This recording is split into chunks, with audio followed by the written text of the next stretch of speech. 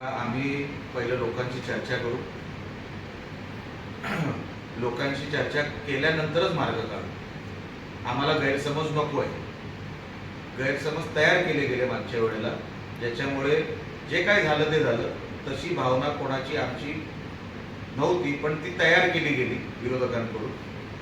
आता लोकांबरोबर बसू, त्यांच्याबरोबर चर्चा करू, एक आमसभा घेऊ त्यांच्यामध्ये, आणि त्यांच्यातून एक भावना जर तयार झाली की आता काय झालंय, तिकडच्या भागातील लोकांना पण पर्यटक इकडे येताना वळताना दिसतोय.